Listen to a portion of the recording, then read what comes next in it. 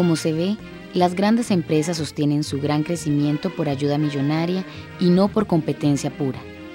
El TLC no hace nada para proteger a las pequeñas empresas de esta desventaja desproporcionada, de tal manera que las reglas del juego de este tratado son totalmente injustas desde un punto de vista de competencia real. Ninguno de ellos es lo suficientemente grande y poderoso como para poder influir en el precio.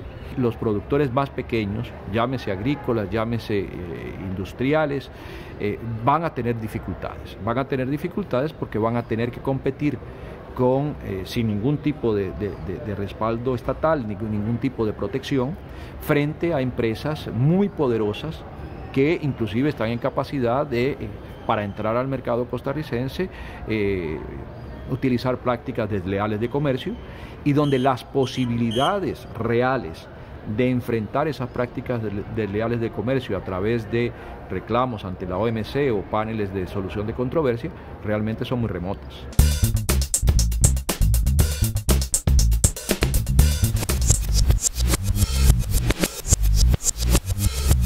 La filosofía neoliberal, desde luego, se opone a los monopolios, megafusiones. Esa es la realidad, que se contradice desde luego con los planteamientos neoliberales, pero los planteamientos neoliberales de alguna manera se hacen de la vista gorda en cuanto a estas situaciones.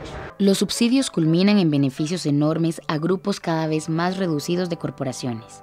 Así, la mencionada Ley de Protección de Granjas estadounidense favoreció a las grandes empresas como Kraft Foods o Kellogg Company, al dejar que la 10ª parte más poderosa de los productores de Estados Unidos se llevara 2/3 del total de subsidios. Todo esto significa que con el TLC pasaríamos en varios sectores de un monopolio público a un monopolio privado. O sea, pasaríamos de un control total de precios de una empresa pública al control total de precios de una empresa privada o unas cuantas empresas privadas. Le aseguramos que en el fondo el TLC se parece más a una repartición negociada de antemano que a una libre apertura a la competencia, lo cual nos lleva a otra pregunta. If these people haven't got dollars to pay us with, why should we send good American stuff out of the country without getting something useful in return?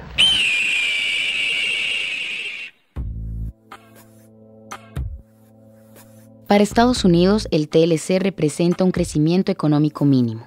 En cambio, lo que tiene de atractivo para él es crear una nueva forma de legalidad internacional a favor de las grandes empresas, que se brinque los procesos democráticos. Porque no se firmó un tratado comercial, lo que se firmó fue la modificación del Estado costarricense porque no lo habían podido lograr. No lo pudieron lograr con la ley del combo, no lo pudieron lograr con un montón de leyes que están ahí haciendo fila en la Asamblea Legislativa y que no hay voluntad, ni tampoco los costarricenses vamos a permitir que las pasen.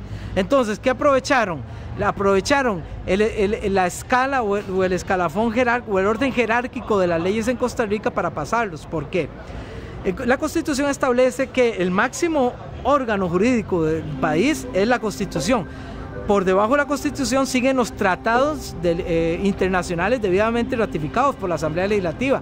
Debajo de esos tratados continúan las leyes, luego los decretos, los reglamentos y todas las disposiciones que saca el Poder Ejecutivo.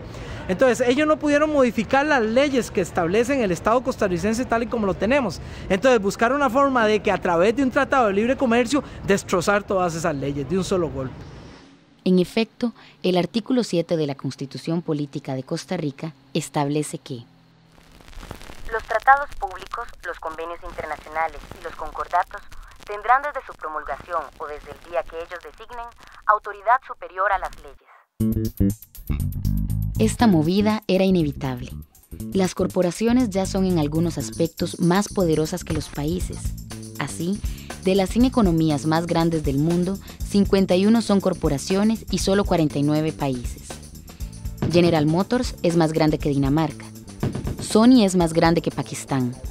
Y Nestlé vende en un año más del doble de toda la riqueza producida en Costa Rica en el mismo periodo.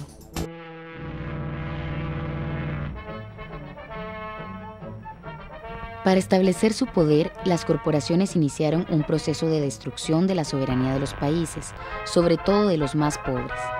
El TLC resulta ser la culminación de un proceso lento en este sentido.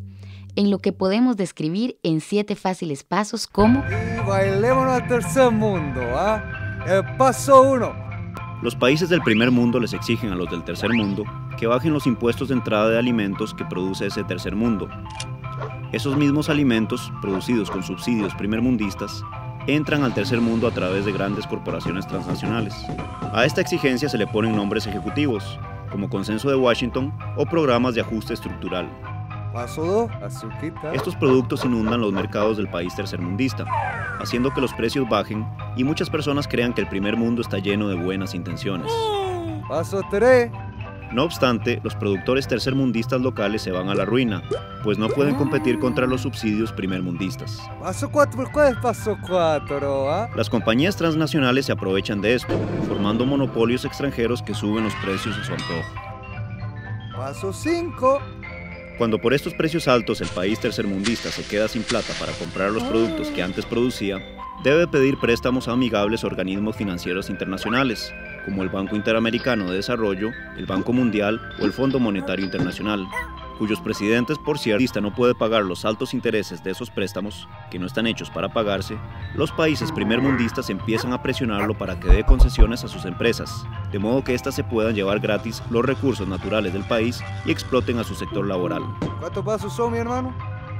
Son 7. Finalmente, para evitar embarazosos casos de corrupción transnacional, a esta presión se le da carácter legítimo mediante la firma de los así llamados Tratados de Libre Comercio, que legalizan y hacen obligatorias las políticas de quitar impuestos del paso 1, de modo que se reinicia el ciclo de dependencia del primer mundo.